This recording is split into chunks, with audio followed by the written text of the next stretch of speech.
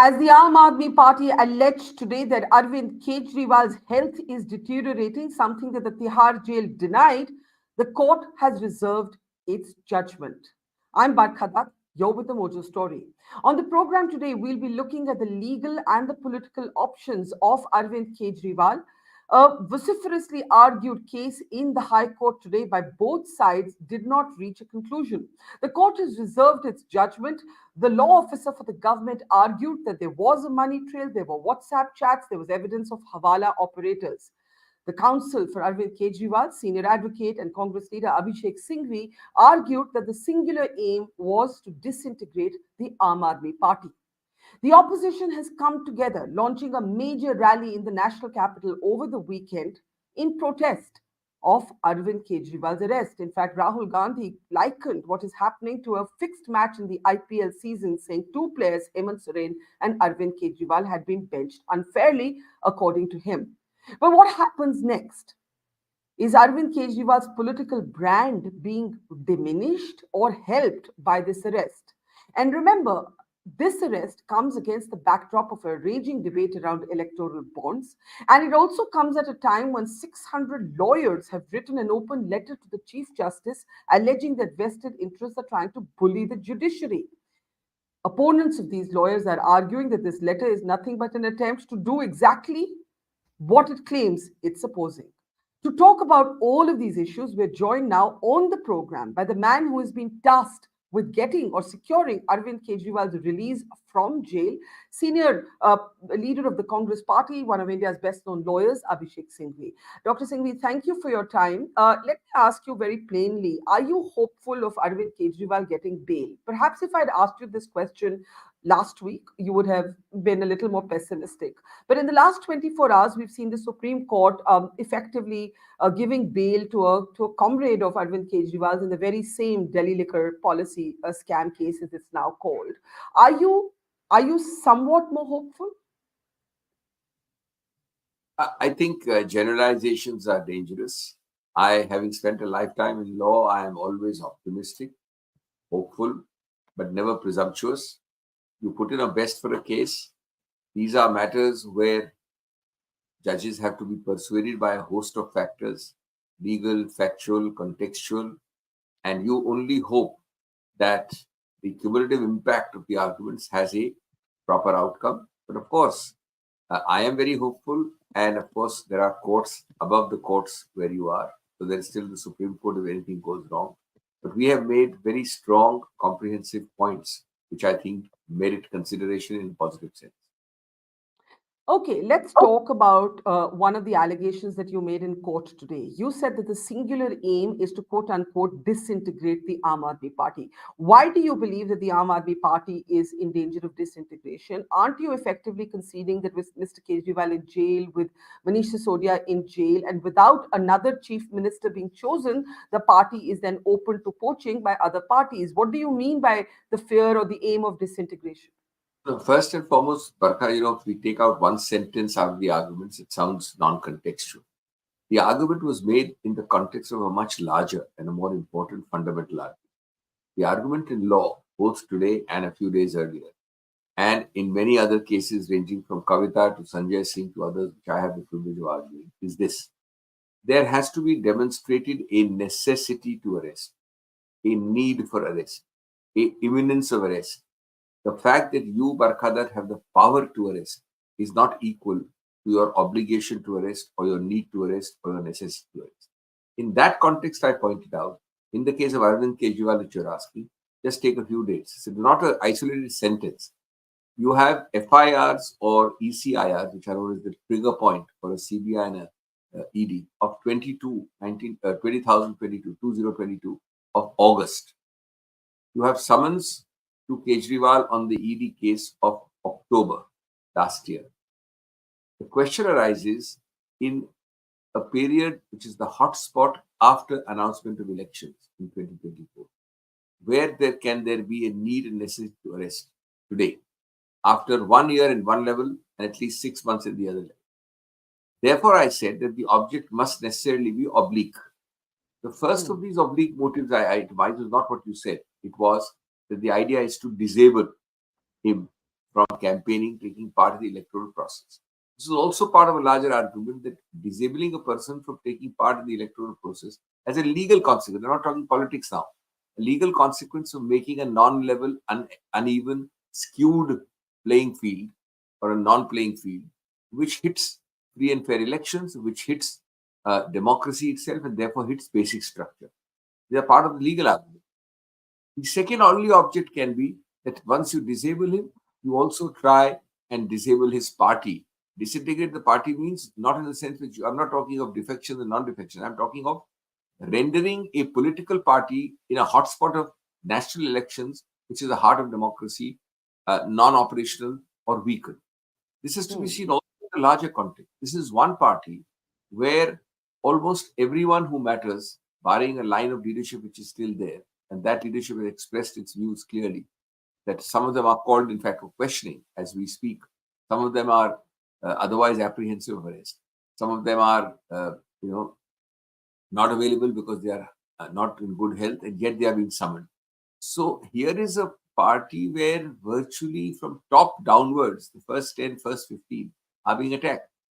In that context, I say, and I think it's a valid point because the court has to consider, please show the imminence necessity to arrest. Is Barkha Dutt going to be a flight risk?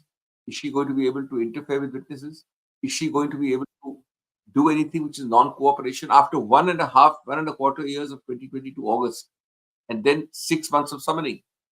So that's the question which you have to ask on behalf of an accused. But I'll come to the Prevention of Money Laundering Act in a moment, because it in fact reverses the burden of proof. You have brought in basic structure, you have brought in fundamental liberties, but what about the fact that the PMLA very, very clearly actually reverses the burden of proof, right? So how do you argue Very against that? interesting. Very interesting. And I argued this repeatedly in the last few weeks. People always remember the so-called twin condition that you're rightly mentioning, which is slanted against bail. But people forget that Supreme Court has opined that the legislature made a counterbalancing kind of a equilibrium. The counterbalancing equilibrium was here. You cannot get bail easily because it's a higher threshold, a higher negative threshold. But that is why, and this is not me, the Supreme Court thing which is forgotten and not known to most people, they made the threshold for arrest higher in 19. Unlike normal arrest, 19 says you must satisfy 3 conditions precedent. You as the arresting officer, Barkha Dutt, must have reason to believe. You as the arresting officer must record the materials which make the basis of that reason to believe. You as the arresting officer must then give those grounds of arrest, and then the reasons to believe on the basis of which you form an opinion of necessity to arrest must be that you find me prima facie guilty. Now that is increasing the threshold of arrest precisely because of what you said. Because correspondingly, once you arrest me, my chances of bail are diminished. So in the first place, you can't arrest. Now my question to you is, in a case which you are seeing now, what is it that you cannot achieve without arrest of Kejriwal? It is not that there is a scam yesterday. It is not that the material, which is now 50,000 pages, can be touched by anybody. It is not that you could not do by questionnaire, by VC, by visiting him. And remember, Kejriwal is a peculiar case, as indeed was Sanjay Singh, who got bail yesterday. It's a case, both the cases are cases where a section 50, I'm not being technical, which is a statement recorded under the PMLA, is absent. There is no statement of Kejriwal recorded. Therefore, what is the basis of the reason to believe? What do you mean? What do you mean? The ED did talk to him at his residence before they took him away. And as far as I know, under PMLA, you don't need to record a statement before a magistrate, right? I'm right? No, let me explain. PMLA is worse.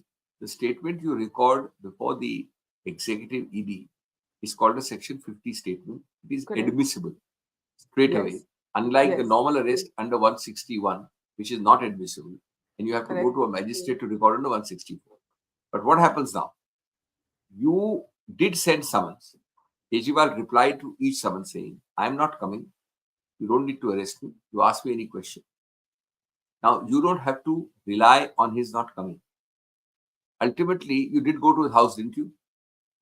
Now, for the last 6 months, you could have gone to his house. In the house, you never recorded a statement. Any number of statements of 50 are recorded in the house also.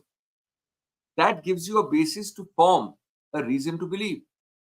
Now here there is no reason to believe. You are saying when the ED went to his house, they didn't record no a 50, statement? no 50 statement, none. They went for a search. You see, these are all technical sounding points, so people don't know this. People start discussing. There is no 50 statement of Kejriwal till we speak today, much after his arrest. There is only the first time they did it was when they went to his house for a so-called search and arrested him. So where is the formation of reason to believe? In a 1-year-old case, the liquor scam is at least 2 years old. The summons to Kejriwal happens after 1.5 years of those 2 years. 6 months later, you arrest him suddenly because Why he did made he perhaps skip the summons? There has been an argument that in his skipping of 9 summons, in his challenging of those summons, he opened himself up to arrest. And let me ask you this with a supplementary question. Your that's colleagues not the in the ground of Congress, arrest. your colleagues in the Congress party, Rahul Gandhi, Sonia Gandhi, they appeared before the ED when the ED called. Why did Mr. Kejriwal not respond to the ED summons? Barkha, that's an irrelevant question. I'll Why? tell you why. Why is it irrelevant? Different people can adopt different systems. He's a sitting chief minister. He believed that the summons would be used as an excuse to arrest him. He wrote openly, did not avoid any summons. He was available in Delhi all over. He said, look, I believe that you will arrest me by calling me on the pretext of summons. I am, however, available to answer a question. Now, I agree with you that you are the ED, I am the accused. You do not believe my word. Let's start with that. The simplest thing is to do what you did on the day you arrested him. To go there and record. Nobody can stop the ED from going to your house and doing the same thing. You did not do any of that. And let me also tell you that the fact that I may have made a mistake of going to seek anticipatory bail. I'm not saying I made a mistake. I'm just giving you an example. That cannot be a ground of arrest. Under section 19 of this PMLA and the statements, you must have an independent ground of arrest. It can't be that Barkha Dutt made the mistake of going to court, she didn't get relief. Therefore, I become a basis for arresting. That's not the way the law works. But do you believe that looking back, it was a mistake to not respond to the ED summons? That's not the ground of arrest. That's not the basis of arrest. They never arrested me for that. They arrested when he went to court to seek anticipatory bail, did not get it. Next day they landed up, and same day perhaps they landed up, and they arrested without a statement. The ground of arrest, a separate case is going on, Barkha, for evading summons. Was it a political mistake? They have not arrested for that case. Was it a political mistake even if it was not a legal mistake? Look at how the others have responded. Sharad Pawar writes a letter to the ED. I'll come when you want me to. Rahul Gandhi spends hours at the ED headquarters answering whatever questions. None of them got arrested. I am not at liberty to disclose what are obvious facts. There is a difference in the approach of the ED to certain summons. It was very clear that for many months there was an attempt to arrest him. He believed that he's entitled as an accused. See, this is not forgotten. In criminal law, you are entitled technically to tell the prosecution, sorry, I'll not speak. I'll not give an answer. Sorry, I won't come for the summons. Whatever powers you have, that can't be the basis of arrest. Arrest must be, and I must tell you one more thing. Let us forget this technicality. Do you know that at the end of the day, the entire basis of arrest is what? Just give me 2 minutes. It sounds technical, but 3 people whose statements are recorded. All 3 of them have varyingly given 6, 5, or 4 statements not implicating me at all. Not a word. After the 3rd, 4th, or 5th statement, 2 of the 3 are arrested. Their names are Raghav Reddy and Sarath Reddy. 3rd fellow is the father of Raghav Reddy. After arrest in those 2 cases, they give further statements. 4 of them, 3 of them, again not implicating Arvind Kejriwal. This statement span 1 year, even pre-arrest and post-arrest. Then finally, when the water goes over their head and obviously they are under a lot of pressure, they are promised bail. This is some kind of leveraging of the worst kind. On the promise of bail, they give a statement, first time after 6, 7 contradictory statement. That statement also has nothing.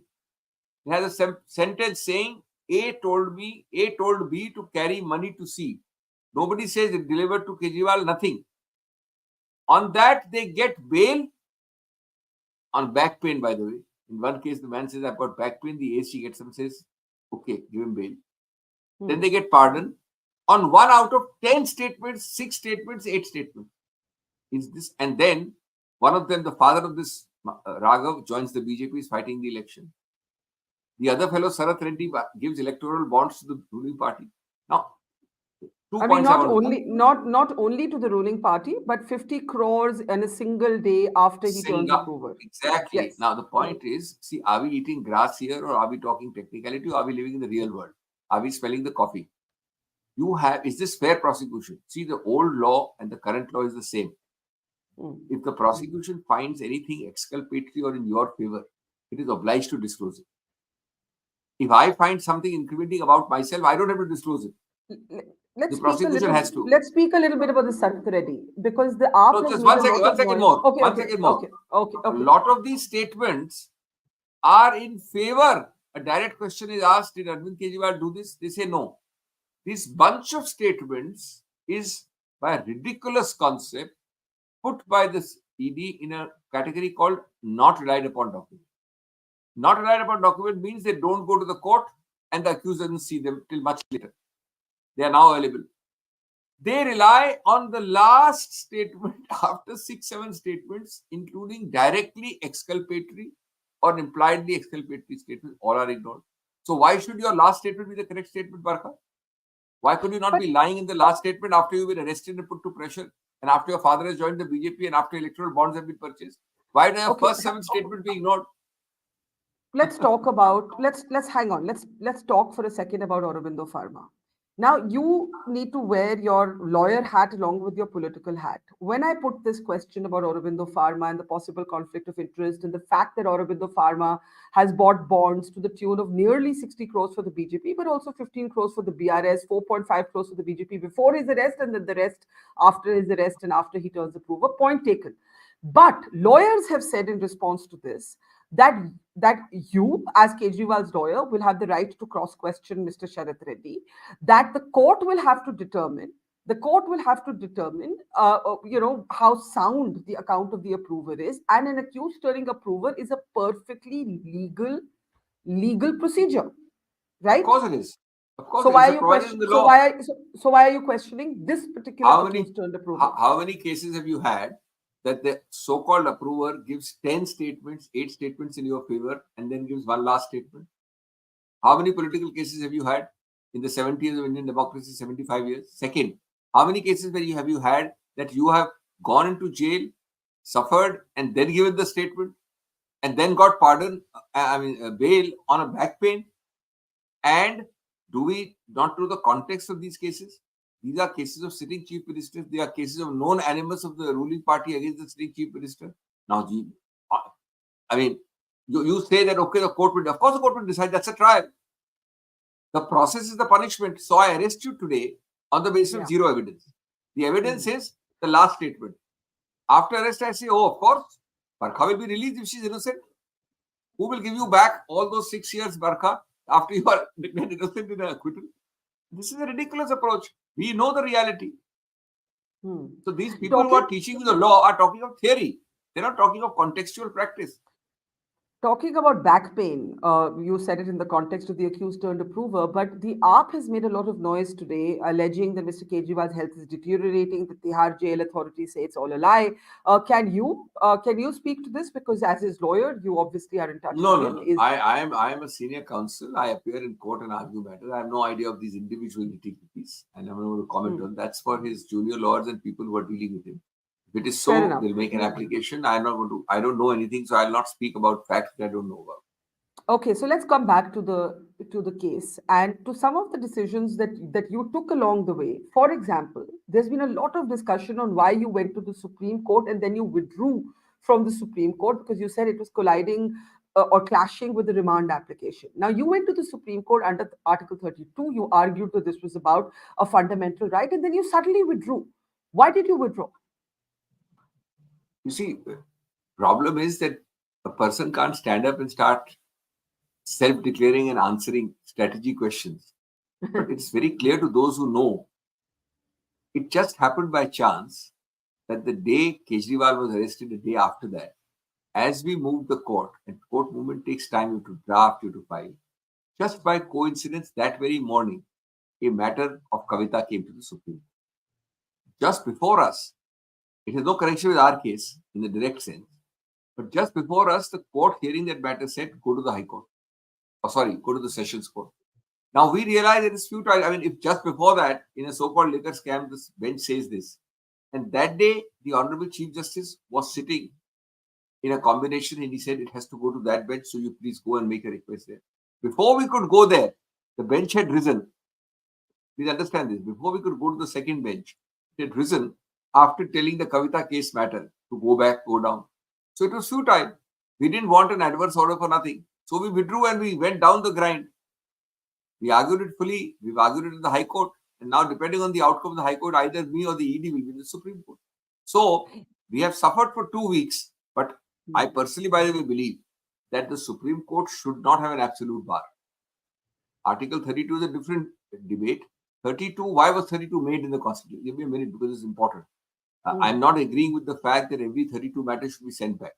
Why was 32 made? 32 need not have been made because there's no need in a Constitution of India to provide direct access to the Supreme Court. It is put there on liberty issues, on fundamental rights issues, on major issues. They have a discretion. They do entertain 32. But when you know half an hour earlier with a rising bench that they have made this comment, you can't jolly well expect the bench to change its mind after half an hour. So you did this thing. That's about it. There's nothing sinister about it. And where else will we go? If we lose in the High Court, we have to go to the Supreme Court. But can I come back to the point that you made about how under PMLA, the threshold for arrest also has to be higher? And I take that point. Now, ASG Raju argues in court, where you were today as well, that of course there's a money trail. Of course, there's a money trail, but the money has been spent and it's been spent in cash. And that is why in these raids, in these searches, the money has not been recovered. But he references what he calls WhatsApp chats, Hawala brokers, the money being funneled into the Goa campaign. How do you respond to this? That's a very important question. And it's, these are things which viewers should understand and learn. So it has more repercussions than the mere question you asked. And let me break it up simply, but these things have to be a little technical to understand the point. One, I'm breaking up the same answer into 1, 2, 3, 4. 1. What is PMLA, Barkha? It's a separate standalone offense. The ED's entire case in hundreds of cases, we are a standalone department, a standalone offense. It is separate from the predicate offense. Correct? Number 2, why is it standalone? Because it is an offense which depends on only one thing, or two things rather. One, the commission of a separate so-called predicate offense. Not this offense, but a separate offense. You already committed a murder, you already committed something, you committed some crime, and then the second thing is proceeds of crime from there, POC. So it is the second part which is consequential to the first, which brings in PMLA. Standalone means that suppose you have no proceeds of crime, you cannot normally have PMLA. There's a third condition that once you find proceeds of crime, you have to demonstrate that any of those 6 words in section 3 are used. Used, concealed, projected, converted, etc., etc. Got it? Now, the question arises, in a case where for 1.5, 2 years, have you found any money trail? Answer is no. CBI and ED's own admitted case. Forget this case. In Sisodia's case, in Kejriwal's case, in Sanjay Singh's case, 0. I mean, they said they have a money trail, but the money has been spent in cash. That's their argument, right? So I'm coming to that. Now, so therefore, the next argument is that the proceeds of crime, the money trail, which they say, one is 100 crore money trail to Goa and one is something else, should be directly involving in some evidence stage at this stage, Kejriwal. So there must be a CCTV of somebody depositing money. There must be a statement by me that I met Barkha at so-and-so hotel and gave her money. There must be a statement by a third party that Barkha met Singhvi and he was standing there and he gave money. I mean, they're relying on the approvers, on WhatsApp conversations. No. Approvers are not saying this. Approvers are not saying this. That's the point. Approvers I've already demolished by giving you the point I made. But now let's come to the approver. Approver is saying, after all this, multiple earlier statements, exculpatory, jail, bail, approval, they are saying, I got X crores from Mr. A, Mahindru. Now, Mahindru says, I never gave 4 crores. Please listen to this. Then he says, I received 4 from Andrew, of which I sent 1 and 1 through someone to the person of so and so. Now, this is hearsay on stilts. There is no that person name. Date is not given. Date is not given. That person doesn't say that I went to Kejriwal, I met him, nothing. One man says between 2 months, he gives a date, no time. He says August or whatever, August, September, and some March, April. I gave. Now, the point of the matter is, this cannot be a basis for today's arrest. It can be finally. Today, you have found no, in Manish Sisodia's case, do you know, bail was denied in the last paragraph of something else. They say that there is no money trail linking him to 100 crores. It's the same 100 crores here. If Manish Sisodia is not linked to money trail of 100 crores, how can Kejriwal be linked to that? How do you respond to the law officer ASG Raju's comment that money laundering is worse in some ways? I think he said money laundering is worse than murder because one is done in the heat of the moment and the other is done coldly. He made a worse argument, and I have been extremely vocal about it. He gave a totally inappropriate example, inapplicable, inappropriate. He said that, does it mean, and it was a distortion of our arguments, does it mean, in his exact words, that if there is a terrorist who wants to blow up a vehicle during election time, he can't be arrested? And second thing he said is that, so is my argument that I have a 9th schedule exemption from arrest because I'm a politician? I wish it was that simple. Is that my argument? It's a caricature of my argument. My argument is that Kejriwal, did he do that blowing up as a terrorist of a vehicle now? He did something allegedly 1.5 years ago for which you are arresting him in the elections. That is not claiming immunity from arrest. It is saying there is no necessity to arrest a man during election time when the matter is old. What is so heinous about it?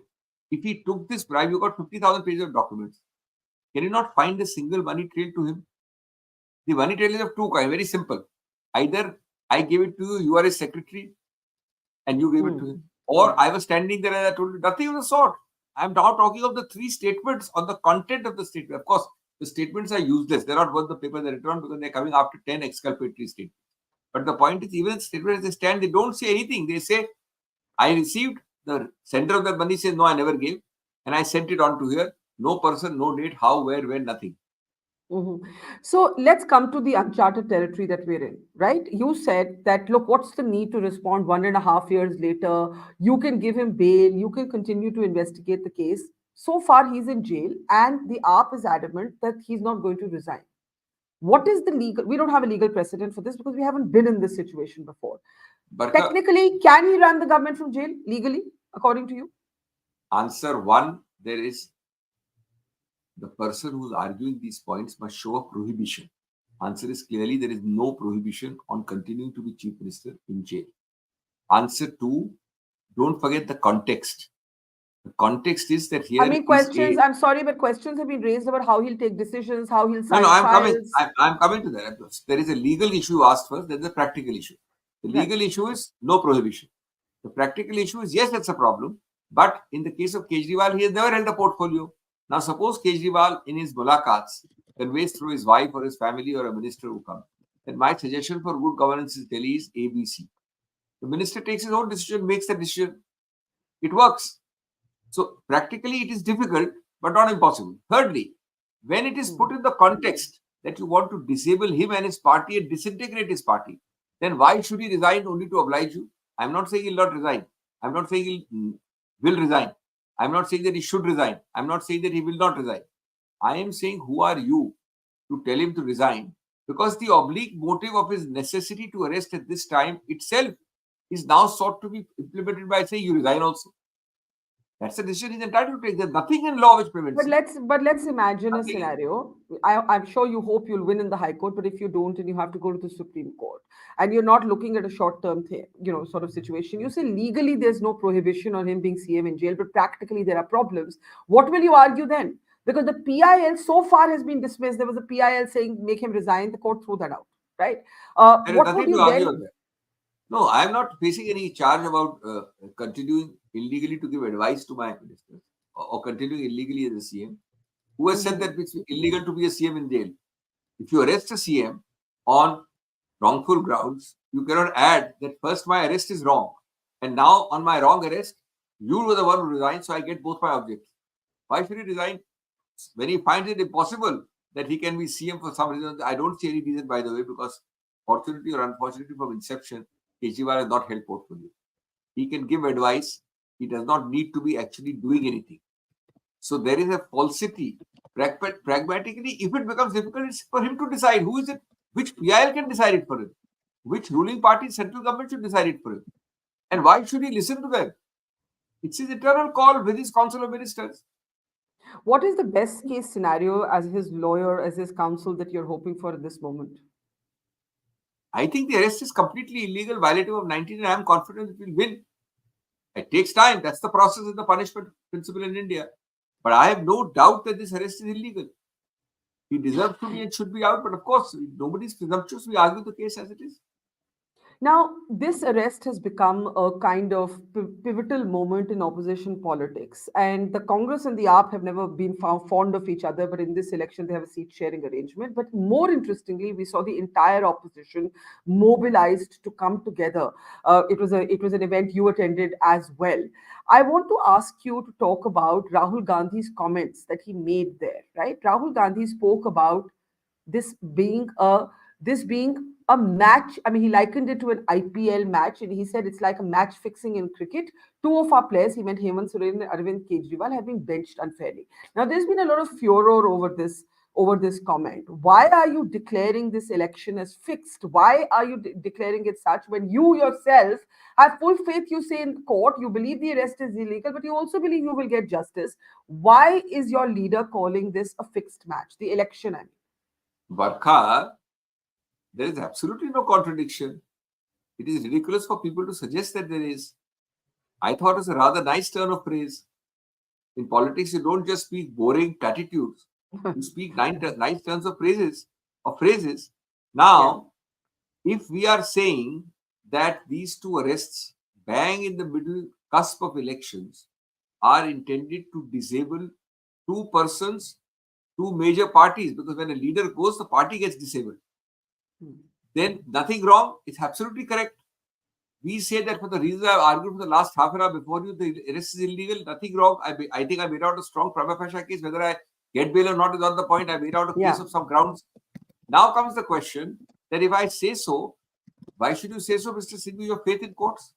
Does it mean I don't have faith in courts? I'm going to courts, but you know, and this is the catch in the whole thing, the process is the punishment. Courts take time. There is a ladder. The ladder starts at the bottom. There is appellate recourse. It is easy to prolong. So, while you are prolonging, you cannot call it illegal. And if you say that this is actually benching you in the game illegally, it amounts to lack of faith in courts. What kind of inverted, perverse, nonsensical, on stilts logic is that? Now, in the midst of all this, many of your colleagues, 600 of them to be precise, write an open letter to the Chief Justice of India saying, quote unquote, vested interests are trying to influence the judiciary. I spoke to a few of them, interviewed a few of them. Some of them are BJP members. Others, including the Supreme Court Bar Association president, signed the letter but said he thought Kejriwal should not be arrested. But there were others who argued that the political opposition, when the courts, and the judgments go their way, they say, oh, hail the judiciary. When it doesn't go their way, they talk about bench fixing. The letters, the people who signed this letter said Justice Bela Trivedi has been smeared individually. I'm just quoting them. What do you make of this letter that has been signed by so many of your colleagues? I don't want to get into this. I think they're all colleagues at the bar. I don't want to use harsh words. I do believe that the contents of this letter deserve a place only in the dustbin. I do believe that there is no reason to divide the bar in this manner. The bar was never a divided lot.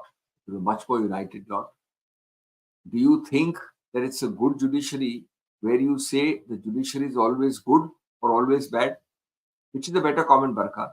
The judiciary is always good or always bad, but it can't be good in cases which it decides X and it's bad in cases. Why can't you criticize judgment? All judgments are good, all judgments are bad. What kind of logic is this? Of course, there are good judgments and bad judgments. As far as I'm concerned, I believe that I follow that principle despite Margaret Thatcher's admonition. Those who stand in the middle have danger of being knocked down from traffic, both from the right and the left. I use words of studied moderation. I have never used the word bench fixing. I have never used this. So I don't believe that there is a place for that. But for so-called 600 lawyers, many of whom have never seen the practitioner's light of the day, to say these things about unnamed persons, I don't see the logic of it. I think the bar's strength is unity. The bar's strength is transcending lines. Until about a couple of decades ago, I've spent a lifetime here. I have seen that strength across lines. So I would much rather see that kind of a bar. I think it is uncalled for. As you put in the beginning yourself, it actually is guilty of the precise things it seeks to preach about.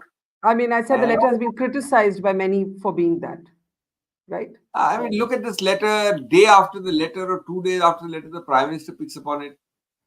I mean, this is the kind of orchestration you need. And you need to write to the Chief Justice. I think he's got shoulders broad enough to take care of himself rather than you or me writing. And it's followed by individual letters by individual people. So I don't get into these things and I don't approve of them, and I think it's completely irrelevant. But you said you said contents of this letter should deserve the dustbin. I think so. I think so. Some of your friends in the fraternity might not be happy with you. Well, Okay, let's zoom out to the larger picture. We're a few weeks away from the elections kicking off. And there are other cases the Supreme Court is hearing, including a notice to the Election Commission on counting on the VVPAT issue, which is counting the physical votes and tallying them with the electronic machines. How important or critical is that according to you? see, first and foremost, we had moved. I was part of in fact, I was a virtual convener of a large group at that time led by Mr. Chandrababu Naidu, which did this whole campaign. At least you start having a visible VVPAT paper trail and counting more and more. I think today a better debate, a better abhiyan is to forget about the EVM controversy for the time being. We are too close to elections. There's no point repeating the same thing. It's a done deal. It's a ship which has sailed. And to concentrate on one simple question. Today, if you count every paper trail, it will take 3 days extra to declare the result. Just note my words, Barkha. That is the official stand of the EC. So if you could declare the result today, you declare the result on Friday if you followed the system. If it leads to such a reassuring increase in the index of confidence, what is the problem in a 2-month electoral process, 8 weeks, to add 3 days more? Why should they not do it? Yes, I'm not liking the fact that it waits 3 more days. In the instant press of a button is a nice idea. But you will have the press of the button anyway. Along with that, the paper trails you provide will be taking 3 days max more to count. That's the Election Commission stand. Second point, you need money at the most to put the paper trail in every machine. You need resources, technology, and logistics. Is that a big thing to ask for democracy?